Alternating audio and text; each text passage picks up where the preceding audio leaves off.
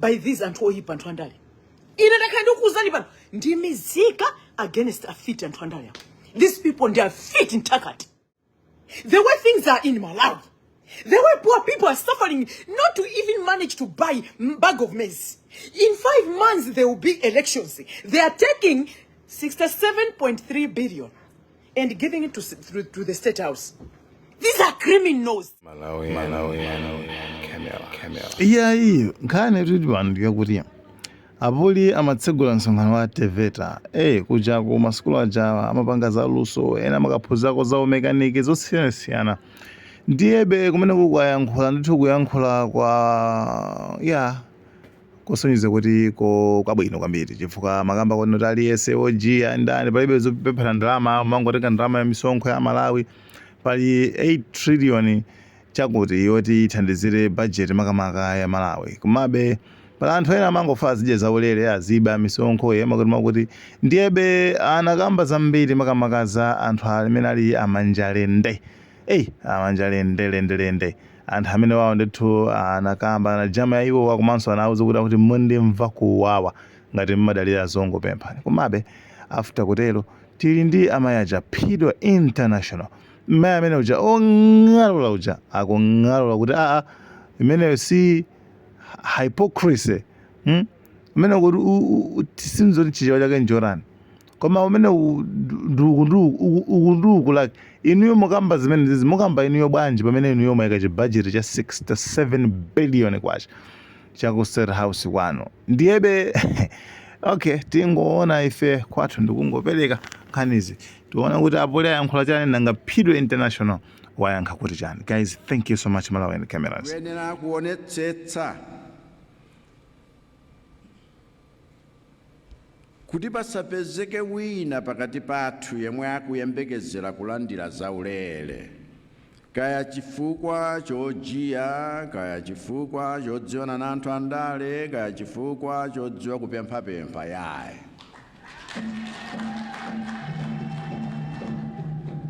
Dzuloli aphungu a nyumba ya malamulo akhazikitsa budget ya 8 trillion kwacha. Koma ngati wina akuyesa kuti ndalamazo zoyendetsera budget iyo zilipo kale pena pake kuti mangopita makatapa ndi ayo ale. Ndalama zoyendetsera mapulogalamu onse aboma zimachokera ku misonkho ya zika zomwe zikugwira ntchito ndi ndalama za Malawi. Ndiye ngati sitigwira ntchito molimbika budget imeneyo ithera papepala.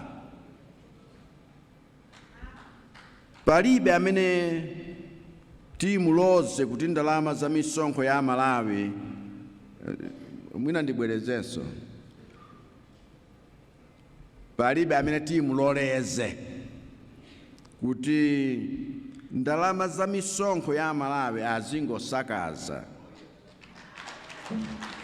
Chifukwa wopereka misonkho cholinga chawo nchoti ndalama zawo timangire misewu, masukulu, mabiriji, zipatala, tigule mankhwala, mabuku, fetereza, komanso kulipira ma civil servant, apolisi, azaumoyo, asilikali, ndiwe na woterera. Ndalama imeneyo. Palibe zomangodya ndalama za boma chifukwa makomo wonse osololera ndalama zimenezi zimene sunazigwirire ntchito tinatseka. Tere tikanzindikira kuti pena mposatseka tikatsekanso pamenepo. Nudziwa kuti kutseka kwa makomo amenewa kudakwiyitsa anthu ambiri.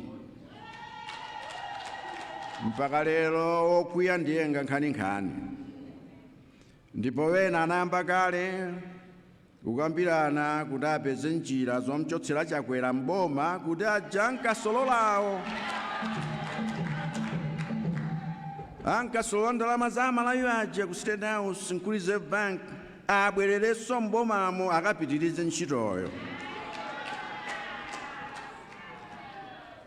na ine ndesinchoka ndipo wonse okonda kudya zaulere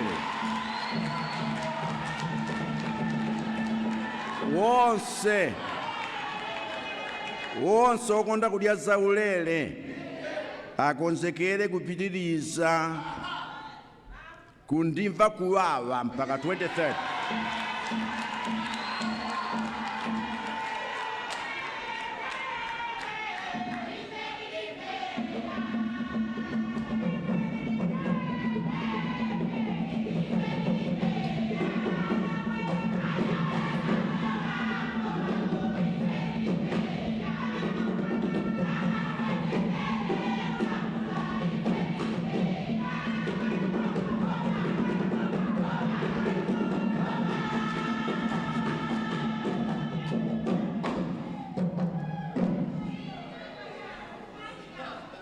Sinabwerere kuno kudzadya zaulere.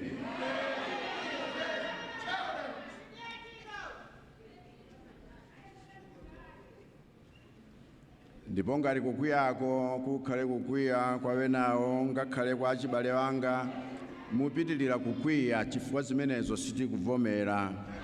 Ndalama za Malawi zigwire ntchito yotumikira Amalawi wonse.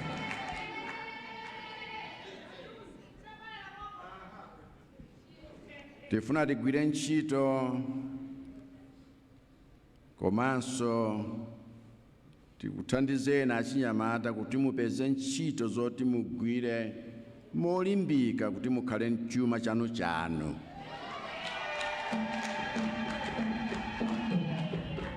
Chomwe chizikuthandizani kudzidalira nokha. Dziko silingakhale lodzidalira lokha ngati inu simkhala wodzidalira nokha. Kuyambira pa nyumba iliyonse aliyense payekha kufikira kuti tonse tikhoza kukhala mchitsimikizo kuti dziko lotukuka ndi lodzidalira limene tikukhumbali lothekadi. Koma amisiri awa asanyozedwe chifukwa ndiwo amene ali wofunikira koposa kuti timange zinthu zolimba mdziko muno. Aijaguno. Aizan kun.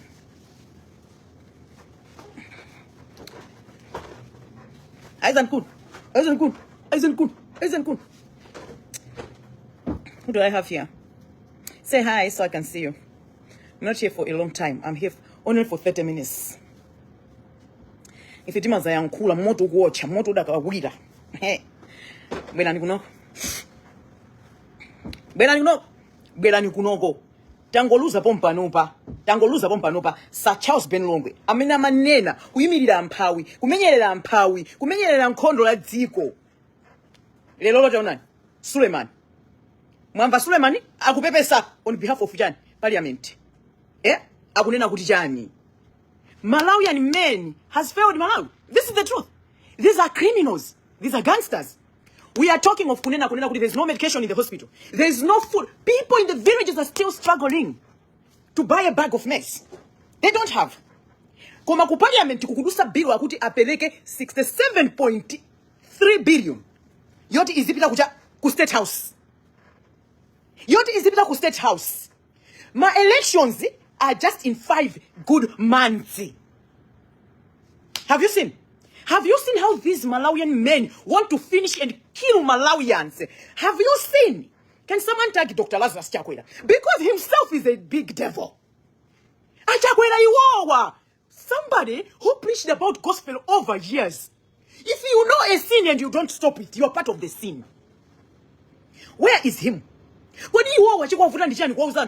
this is way too much. We don't have medicine in hospitals. And to Osauka cannot even manage to buy bag of chima. You know, umuntu wanu uli kuti kwanywa zibambo. Mutavala masuti, mutapachira, maliseja anu kukhala parliament. You disgust even God. Asina boku mano you no send ku parliament kuja. You no send ku parliament kuja. Mind like no send mufuni kama snipers inuyo. We don't need you in this Malawi. You know tinu kuzuza mpawi in your times million and topepera inuyo kwambiri. You can't do this to the citizens. 67.3 billion, that's a lot of money. That's a lot of money. You people are supposed to be locked up. one inu. Ni kukutani ntiti zanu so ntoyipa inu. Ino ntoyipa ntoyipisisa. Now look at those azikwanje. Pogona pawo mwina ndipampasaso alibe china chichos. They're being used by these ntoyipa ntwandale. Ina ndakandi ukuzani pano ndimizika against a fit ntwandale. These people they are fit in takati. That's why amakana kunena kuti kulibecha. Amakana kunena kuti cha. Amakana kunena kuti kulibecha. Kulibe ufit. Chifukwa iwo want fit. The exercise of fit day in day out. You understand me?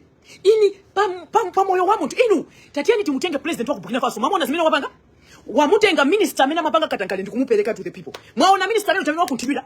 Let me tell you now, president wa Burkina Faso uja mukamuphatikiza anthu osali parliament ya Malawi mwapanga times billion. One man of Burkina Faso can fix Malawi. We have, how many men do we have in that parliament that they all agree the way things are in Malawi? The way poor people are suffering not to even manage to buy a bag of maize. In 5 months, there will be elections. They are taking 67.3 billion and giving it to the State House. These are criminals. When I come here, I'm always telling you, Mizika, let everyone, every Malawian, stand up. To be a freedom fighter, you're fighting for yourself and your 4 generations. Wake up. These are criminals that are supposed to be locked up, to be jailed. These criminals, the whole parliament, they don't need any mercy. Not even from God. The true God, I know. The people that are in parliament, all of them, they don't need any mercy. 67.3 billion, that's a lot of money. We have Antukuchipatala and Tosauga. They are coming back. I even wonder, why are they still keeping this minister? Department of Health. What does that woman do? Because since that woman, since that minister, there's no medicine in hospitals. They have never been medicine in the hospitals. Why are they still keeping him? Why are they still keeping her? Amalawi. Ndikama kuzani kunena kuti. I want you to understand now. Ndima boya pano kuzani kuti. Ndimizika against standard. Now you can agree with me kuti anthu awa ndo kuba. They don't care about Malawians. They literally don't care about Malawians. And I'm in the comment section. You was starting yes or some Satan. You should be thanking me.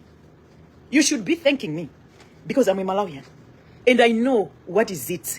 Kukala kwa kunja, I have experience. Sina kale dziko limozi ndakhala maiko ambiri mbiri. Kukala kwa kunja ndi kukala dziko lathu. Ineyo ndifuna ndikuzeni. Many people amapanga pretend. Kwanu ndi kwanu ntengo mdala kanjoka. When we come here, anthu awawa we don't hate them. We hate their behavior. Have you seen their behavior? This is daylight robbery. Imena kuchita anthu awawa. Ndikuba kwa mama awa ukuku. You understand? So, a president, a Chakwera, zoseza kuzimva. He can hear everything. You understand me? He can see what is happening. He knows that this is wrong. Why can't he stop them? Why he can put his mouth? Why is he failing? Are you telling me kuna Chakwera? Chakwera dali nzikomo? Because no, come on. The whole parliament ya dziko la Malawi kuyiphatikiza times billion ndi president Mozi wa ku Burkina Faso. Kuna zibambo ku Malawi chikuvuta ni ndijani? We know kunena kuti pali 23 maujeni atu opposition. Zijana kandi kunena kuti anthu ife ya Malawi we don't, all of us we don't love dziko lathu. Do you know kuti ma MP nthawi yawo inata? Anthu amene kachoke kale. Amene kachoke kale koma palibe amene amafuna kumpanga munthu hold accountable. Anthu awo nthawi yawo inata kale. Ma MP amene wawapi ujeni yawo khanga nthawi yawo inakwana amene kachoke before even kufika pa ujeni pachani pa ku September ku. Now, mufuna kunduza kunena kuti 67.7 billion imena kuti apereke kujeni ku State House. Ikukagwira ntchito yanji.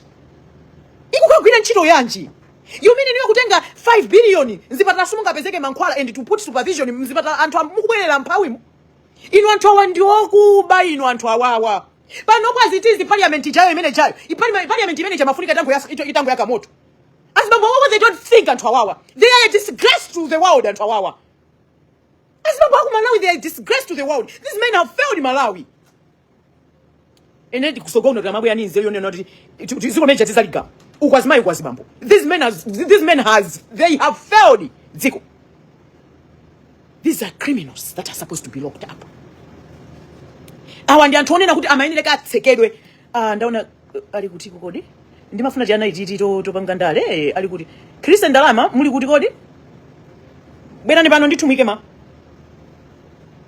Amalawi ndimizika against anthu andalewa, ndimizika against every department, ndimizika against everyone. Anthu awawa azikwanjewa mulipo anthu ena papa mumadziwa kuti ujana vala chikwanje chakuti ndi wakuti.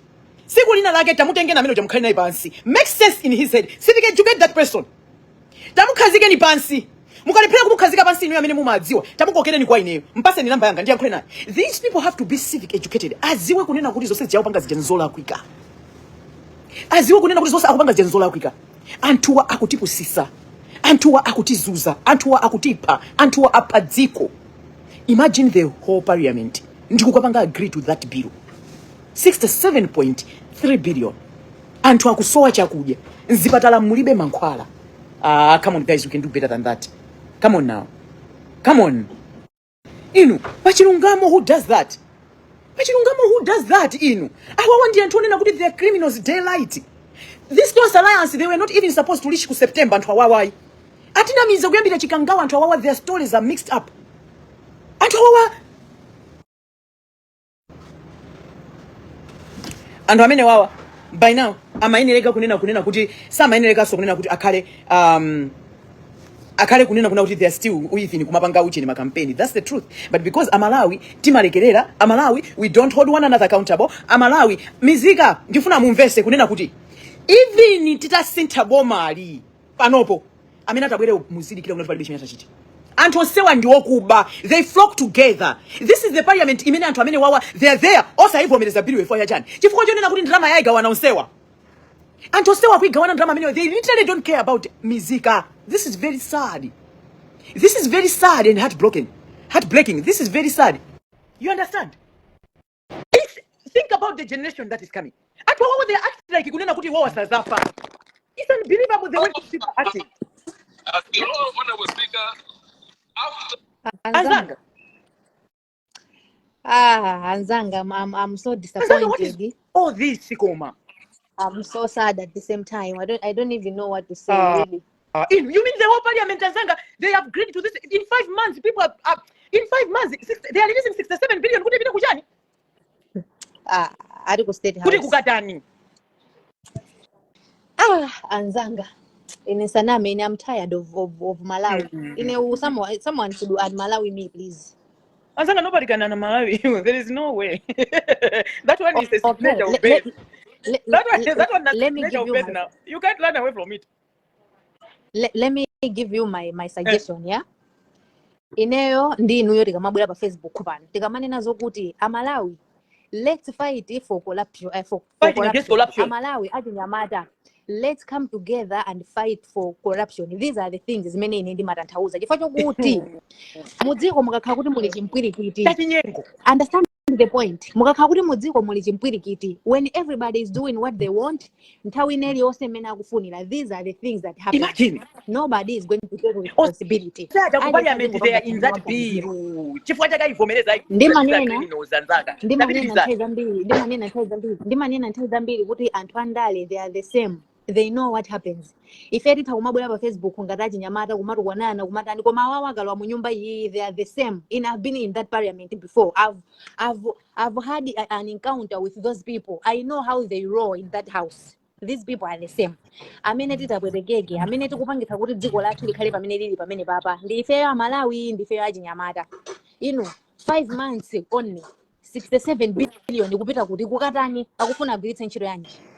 Pananenedwa kale kuyambira kale kana anthu amanena ku State House akufuna abereze sankho NRB mwakuti you people were against it. Kodi ine ndifuna ndikufusa Malawi. Mukamamumva Chakwera kamaima pansanja pake paja ma press briefing aka amene akumanena nkumayankhula molimba mtima kuti ayi mpaka na 2030. Where do you think he's getting that confidence from? He knows what he's doing. He knows who is working for him. He knows what is happening in Malawi. That is why amabwera pamene pajapa ndikumadzata ife 2030 ife mwakuti oloku MCP mukuona mikangano say these people they know kuti iwo wazisankha anabela kale koma ifeyo Malawi we take things for granted. Exactly. And it's our fault. We are the ones to blame. Exactly. We are the Mizika. We are the ones to blame. That's why in most of the time I'm saying it's Mizika. Again, it's Andalewa. And to wasa kupanga understand why am I saying that? Chifugo Andala on say what they Osewa and Kuba. Osewa they are mjima criminals. They flock together. Of course. They are in this together. Anzanga, sumunga ndiuze kuti the whole parliament anthu osawakalola bill imene zipatala mulibe tumankhwala. Anthu osawakata ukanika kugula tuchimangatu. Anzanga tu anthu akuvutika kunja inu mwina inu mwina anthu inuyo you don't know. Anzanga tu ine ndifuna ndikuzeni zulo ndalama ya pathumba panga 120,000 imene tathandiza family yosauka ndikati family yosauka muziwe kunena kuti 120,000 kwacha family imene nowe nali mapeji panopo ndafunsa alipo ndi galimoto ndikutenga family yoti sindikuidziwa ati member of parliament wake ali ku parliament kwake kumene kuko kukanika kuti apange supply apeleke even galimoto apasa anthu awanda mudzi mwake.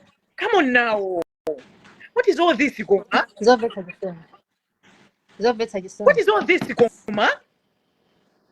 And come 2020 panopo pa 16 azipita mwaka avotera member of parliament ngata menu they are even failing kunena kuti atika kugula basi yoti muzi mwawo muja as a community development fund izipanga operate kuthandiza anthu osauka amene anavomera mavuto awo akathandiza ngati chonchi koma anthu ngati fetu zingoti up and down. Come on now, sisi kuchita bwino Anzanga dziko la Malawi ndife anthu opeza chisoni. Ife anthu opeza chisoni ndife anthu okuba anzanga. To we are to blame. Anzanga, we are to blame. We should share the blame. Tizikhala pamodzi tizililira pamodzi tonse. Mose tinayambira moja tizita anthu samamva. Mose tinayambira panga ma video moja they are not getting the message still. No, ine I'm tired. Inu koma iwo ola chakwera kamakhala akumati chani makamaka. Akuti anabwera naona video ina yake akuti amene munazolowera zikulandira za ulele yeti pa Facebook padzadza ndi dzigoba zake zigulira bando amadzivira ndalama pa post akumati tukwana tikamankhula zinthu zokhudza na Malawi ndi azibwera nkumati amene munazowera kulandira zinthu za ulele amene munazowera kujia yeti those are the people amene akumujia. Amene making sense azowera kujia ndani mesanda anthu amene iwowo they are paying ndikumapeza kuti akumaka asema anthu kunsewu when they want to exercise their rights. The money that they're supposed to put and buy medicine in the hospital and be paying some innocent Malawians to go against Miziga. They're the ones who are doing that. Jenny, you can say that again. Kuti confidence ya 2030 akumaitenga kuti inatofusa limene ndimene kumakufusa na Malawi.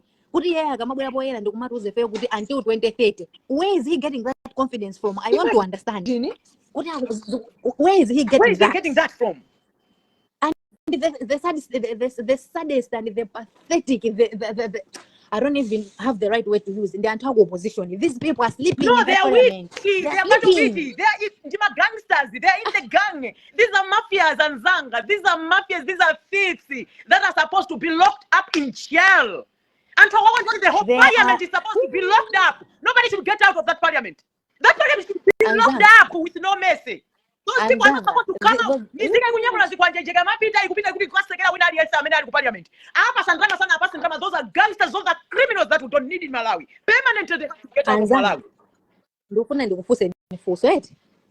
Ndiye nendali rizike pambali.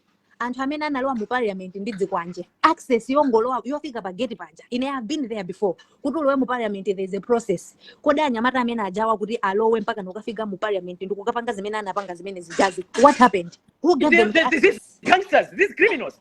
These are the criminals. That's what until I'm saying. Today. The problem is do you know what? The problem is that our army is on parties. Our police, they're already sold out. These are the people that are already sold out. So, as it is right now, those people are supposed to go to jail. And they're mafias and criminals. And the fact that Yaki Kangawa, they give us my report for 3 times and all right. Those after announcing that bill, because we have a weak army, even they cannot stand, but they are being used by these criminals. Yeah, that's why we are where we are. Malawian men has failed Malawi. And I don't want to see any Malawian man in my comment section to comment rubbish in my comment section because you are a loser, you are a failure, you are failed at big time. You don't come to fight with me. I'll give you what's over. I'll give you what's over. If you are a man, you don't come in my comment section. You are a failure. You are failing Zikolani. The Burkina Faso president chakumpanga ad time billions. Ndi mene mukone parliament kucho. Kulibe rubbish yokayo parliament kucho. Nine iso. Anzanga. Ku police ndikuzeni. Dziko lathu lidzena kakhala kuti apolisi amagwira ntchito mwaokha. Meya amagwira ntchito mwaokha. Nyasi zonse zikuchitika zikulibe. Koma anthu ali mphechepeche mwachimwendo banda, ali mphechepeche mwaka majekete, ali mphechepeche mwa Moses Kunkuyu, ali mphechepeche mwa Chakwera. How do you expect them to deliver? Let me ask you that. How do you It's hard when you are being controlled by criminals and mafias and gangsters. It can't happen.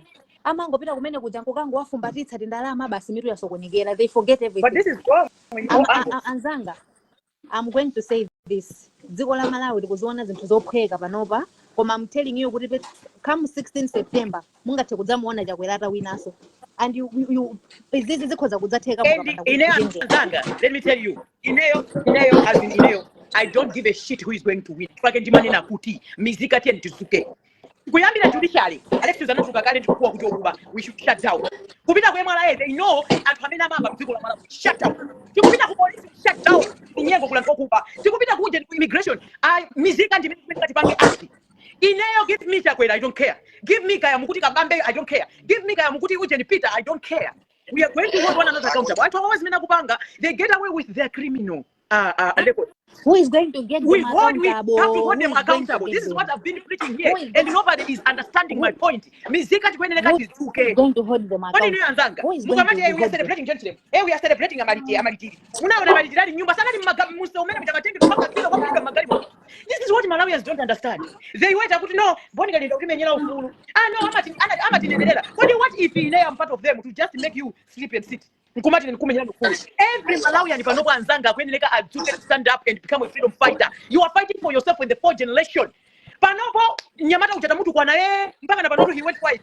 Tamutu kwa nameno uchatamutu kwa nameno nyamata uchatamutu anaimba wiso. It's not his responsibility. It's Malawians' responsibility to understand kuna kutu kukula tokuba. Yani titamanga we must shut down. We want those people out of the office, and we need new people in those office. People that cannot work. Maona kwani maona nyimuje president of Burkina Faso meno hapa. Wamutenga gani mimi kufanya wampeleka mwantu. Maona mena mkutumulira. Mahobo anga menant. That one is a man, that one is a president. Amene ujaya kumpatikiza more than a billion times. It's the parliament of Malawi. Parliament of Malawi ni mabi rubbish. Nyamara ku Malawi zimene amadziwa ndi kumabwera pa Facebook banja la ndani latha ndemo yetu basi iwo come to deliver something chokuzana ndi dziko lawo. They are not going to support. They can't even put a comment. Andale amadziwa kuti ifeyo we are the enemy of our own progress. They see these things. Ine Moses kunkuya anandiuzapo kuti Chris ndalama zimene mapanga pa Facebook kuti anaona kumene koma sitingabwere kudzapanga respond kuti aya Chris ndalama ananena chakuti data panga chakuti. He told me that Malawi achinyamata ku Malawi inuyo tikugona dziko limene lili mpaka na zifika potolo wani waja simapezeka matumba mwanumo. Because that's what they choose. They are choosing that. Chimanga mudzikanika kugula ufa mudzikanika kusopo amene mudzisambo panda sopo. Pano kama samba kale so panda sopo inawo. All of chimanga chimena kukanika. Ena sasa wango pesa kubawa. Ena watu so kuba. They're just doing that because they're desperate. They're just doing that because they don't have anything. Ifojona kuti anthu awawa ma criminals amene wawo awawa. Ama criminals amene wawawa. As I'm saying kunena kuti parliament yoseja ikuyeneka kuisekera Anzanga. Panopo I think we need snipers in Malawi. If not snipers, tikufuna uyu ndani uyu. Uyu anapita kumasu katenga anthu uyu. Amene ndani uyu. Anapita ndi chinthu chake. 67 billion Malawi. Uyu Anzanga uyu. 67 billion imene kupita ku State House. Panopa anthu akuvutika ndi njala. Ndalama imene ikhoza kuta munzipatala ndalama imene ikhoza kugwira ntchito yanji. 67 billion Chakwera tani nayo in 5 months. Ikupita kuti? Ikupita kuti? Inanzanga. Basi zimezo zisiya. Whatever it is. Le babange zimene akufuna. Anzanga wajani ndofunika panopo ndofunika target ino ikhale yokumana ndi ujayi. Uyu ndikuti ndani uyu wanapita kwatenga anthu anastaka kucheni kumucheni. Kodi ni ndani? Panali kumasa. Yes, ni ndani zina lake amene wakunoyi. Waku Malawi wakunoko amene waku America. Tudi ndani kodi zina lake. Amene iyi ndofunika kukumana naye. Amene yeye ataka kupanga kufunika chibomba. Atawafunika chibomba. These are criminals. They're very stupid. Azibamba wangopusa wao. They're very useless. These are serious azibamba izizi. Ndukuzana.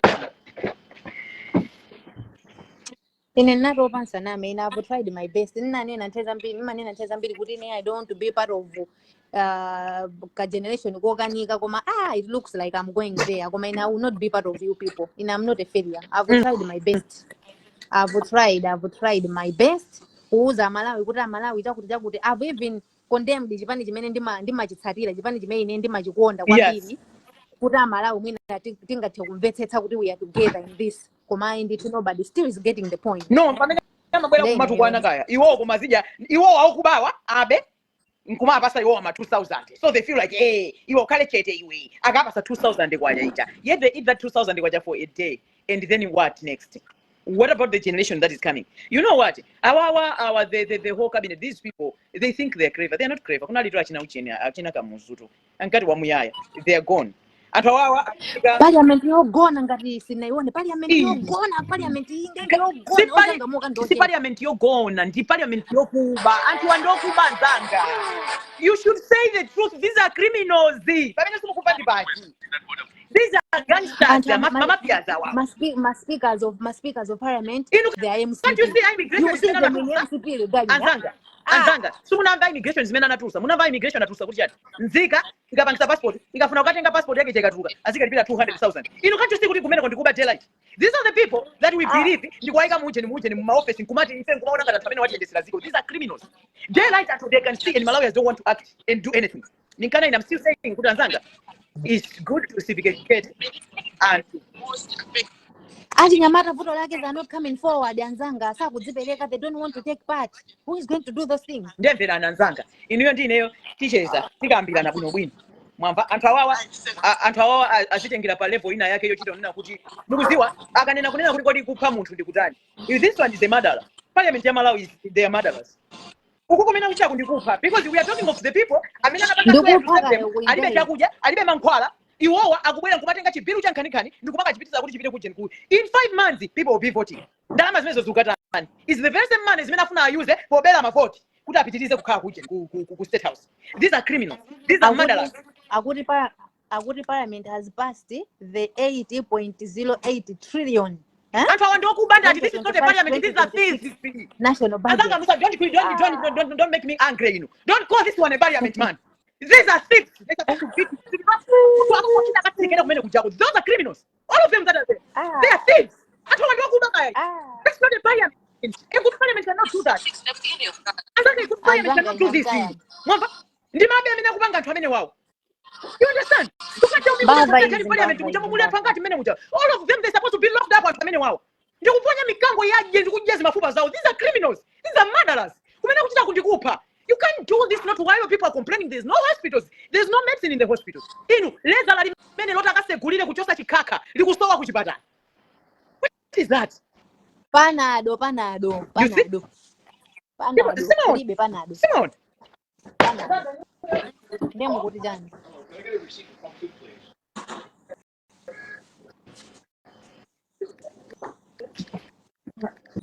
Anzanga ndikuimbire na papa. Let me ndizomvesa chisoni koma kwa Malawi no samene muli panopo. Know this. Ndimizika against Sandaleo. These people awandaleo ndi anthu okuba. Waniva? Anthu awawa ndi mbava. When you see Malawi parliament, that's criminals and murderers. Chifukwa kupha sumukudikira kuti atenge mpeni akubayeni. What they are doing kusowa kale mankhwala nzipatala kusowa chokudya munthu osauka kuti akagule bagiri chakwanise ndi kupha kumene. So you have to know that it is right now from today Malawi parliament they are murderers. Those people are murderers in a even they can stand because they are real murderers. They are people that don't hold one another accountable. You can see from the 10th June this year. It was 10th June. No, last year. Until you achina chilima anamgalira. Atibwelesera report katatu about. You know why? They know Malawians don't act and they don't care. They don't care. There's people out there that we need to hold accountable. You understand? There are people out there that we need to hold accountable, but they don't care. Now, when you're looking at Parliament in Malawi today, don't look at people that will stand and they love Malawi to save Malawians. You are looking at murderers and criminals. And by all means, so what you have to know is, they have their bank accounts. As Malawi said, in Malawi, we need a revolution. And who is that revolution? Mizika against Sandaleo. In the dramas, 2,000, 5,000. When you go join Mizika and to their murderers and criminals that don't arrest one another. And that one that Oipa. Amalawi. Suleiman wajapana Suleiman alingalimena nalili anabwera kuti nimena nalili Alexis. Akuyankula ena kumukwana kutana. That's what we need to understand. Suleiman is just giving us a hit. Suleiman is just giving us a point. This is wrong. You get my point. And murderers, they are criminals. They don't care. And they act like this is all vanity. They are going 6 feet under without anything, no any shit. But the way they are doing, have you seen? And they know Anzanga, they will leave the country. opposition, They will leave the country and go where? Because that's them now. opposition They are zombies. They are very stupid. They are weak and useless. That's why they can't work for themselves and earn their money to do their projects. But they're using the money and claiming we are helping Malawians. Which Malawians?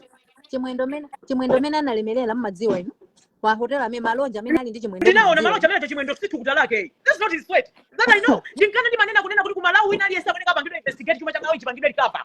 Kaya tizakhala manena now. That's what is it. It's Mizika against Andale and Antoipa. These are criminals and murderers. Antoipa, wow.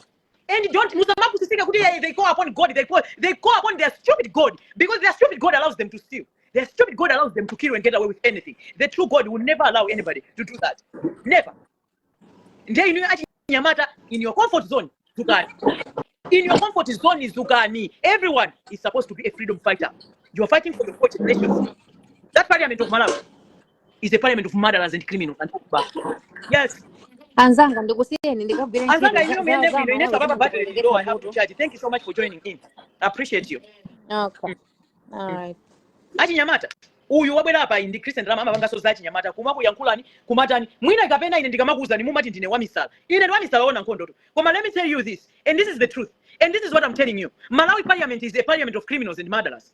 Those people are criminals. They're supposed to be arrested. They're supposed to be locked up. And for many one and oyipa mitima, they don't care about Mizika. They literally don't care.